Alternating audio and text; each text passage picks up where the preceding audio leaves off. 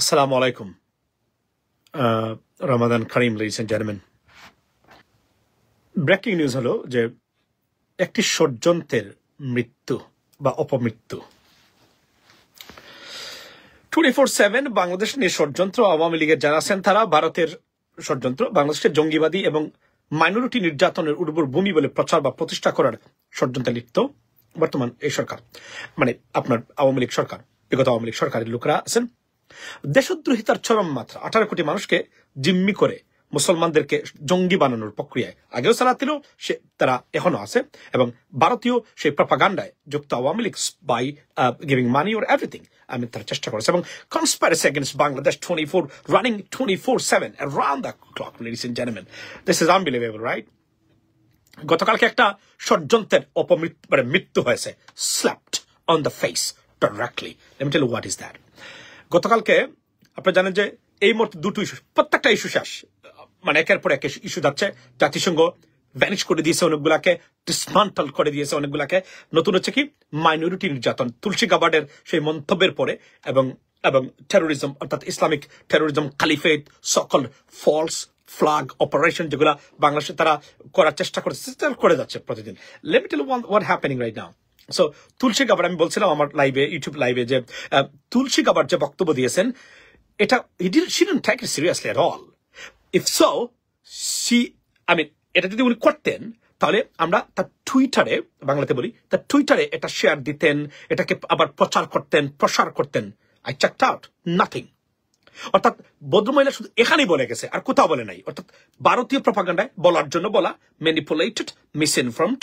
আমি যদি বলি became the victim of Indian propaganda or propaganda this procedure, উনি বলেছে।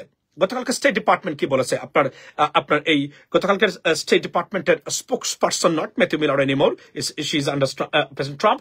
আপনার উনি মিস ব্রুস বলেছেন, কি বলেছেন প্রেসিডেন্ট, উনি বলেছেন যে তাকে প্রশ্ন করা হয়েছিল, সেই দস্তকের হাফ জার্নালিস্ট যিনি বলেছেন, এবং দেশদ্রোহিতার চরম মাত্রা, বাংলাদেশকে স্যাংশন দেওয়ার প্রপোজ উনি করে যাচ্ছেন। উনি বলছেন যে হচ্ছে কি হচ্ছে, বাংলাদেশে নির্যাতন হচ্ছে, মাইনরিটি নির্যাতন হচ্ছে। মাইনরিটি নির্যাতন নিয়ে আমেরিকান গভর্নমেন্ট, ট্রাম্প অ্যাডমিনিস্ট্রেশন কি বলেছে, অর্থাৎ সকল ষড়যন্ত্রকে খেয়ে খবর দিয়ে দিছে গতকালকে। আপনারা দেখেন কি বলেছেন উনি। ওনার তার প্রশ্নের উত্তরে উনি বলছেন, বাংলাদেশে মাইনরিটি মানে প্রোটেকশনে ইন্টারিম গভর্নমেন্ট যে পদক্ষেপ নিয়েছে, we are amazed, we are thrilled, we are so happy, pleased, satisfied with the interim government that the steps or measures taken by this government. Ladies and gentlemen, take a look at this. What she did, what I will. Let me. I think we're looking for a response, and I'm going to give you one. Please. We condemn any instances of violence or intolerance directed toward members of minority communities in any country, and have welcomed measures taken by Bangladesh's interim government to ensure safety and security for all in Bangladesh. Here we go. So, a propagandist মৃত্যু ঘটলো। Now, রয়ে গেছে জঙ্গিবাদের এগুলা বাংলাদেশকে। এরা কতটা reckless কল্পনা করেন। 18 কোটি না 40 কোটি মানুষের দেশ, স্মল রিসোর্সেস, ভেরি স্ট্রিক্ট আপনার অপরচুনিটিস ফর বাংলাদেশ। এই দেশে বলছে কি, এই দস্তগির বলছে কি, স্যাংশন দিবেন কিনা। ঠিক অ্যাবাউট দ্যাট। আওয়ামী লীগ কারা, কত প্রকার ও কি এরা, যদি আপনি এখনো বুঝতে না পারেন তাহলে আপনার জন্মই এখন পর্যন্ত হয়নি। স্যাংশনের কথা বলছে, একটা দেশটা স্যাংশন দিলে কি তাকে কল্পনা করতে পারেন? United states, American sanction is so dire and dangerous that you can't even stand up. For example, look at Venezuela, Cuba, Iran, even Russia collapsed. Sectors upon sector collapsed due to the sanction. And he is proposing, trying to get it against Bangladesh. That's what I came to know at the beginning of this government, ladies and gentlemen. So, you're dead right now. What does it tell you? Hindu সম্প্রদায়ের ভাই বন্ধু যারা, bad news for you. What is that?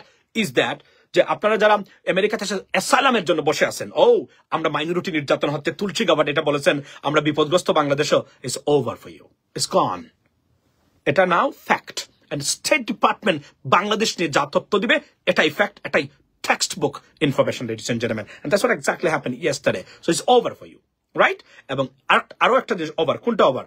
বাংলাদেশের বিরুদ্ধে কোনো propaganda আর কাজে দিবে না, এবং Sheikh Hasina returning to Sheikh Hasina into বাংলাদেশের politics is over. More than you can't even imagine that. Think about that, right? So it's gone. এখন আওয়ামী লীগ ফিরবে কিনা বাংলাদেশের রাজনীতিতে, maybe it's a debatable issue, but not for Sheikh Hasina. It's far, it's gone, it's destroyed, dismantled any opportunity that you hold in your mind, ladies and gentlemen. That's the bottom line.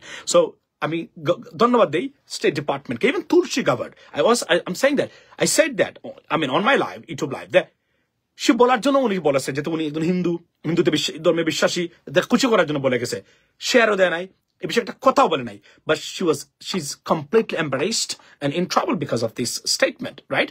And French embassy কে আমি ধন্যবাদ দেই, thank you so much French embassy, you rejected this false, this allegation under false flag operation. That's what they try to do, and dismantle and humiliate Bangladesh and put into entire Bangladesh's lives into danger, ladies and gentlemen. And these conspirators all failed, and will be failed in coming days pretty badly, inshallah. If we are together, if we become, we can be united in terms of our internal politics. That's the bottom line.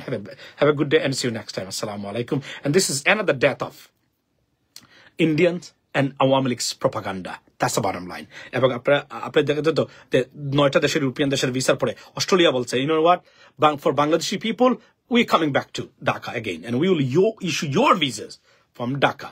You never know, maybe European countries গুলা সামনে দেশে বলতে পারে, oh, ভারতীয় যারা আছেন, you know what, your visa could be issued from Dhaka. Come back to Dhaka. You have to come to Dhaka if you want to go to any European countries. You never know. It could happen, because there is a possibility if Dr. Yunus, the way he's working, stay there in the same way. Ladies and gentlemen, have a blessed day. Assalamu alaikum. দর্শক, এতক্ষণ আমরা সুন্দর কিছু কথা শুনছিলাম এবং বিভিন্ন সময় দেখেছি আপনার আমেরিকাতে আমাদের প্রেস ব্রিফিং এ বিভিন্ন সময় আপনার ইন্ডিয়ার যে সাংবাদিকরা আছে তারা কিন্তু নেগেটিভ বাংলাদেশ নিয়ে কথাবার্তা বলার চেষ্টা করে এবং তাদেরকে প্রশ্ন করে বিভ্রান্ত করে এবং বিভিন্ন সময় তারা প্রশ্নগুলো এড়িয়ে চলে।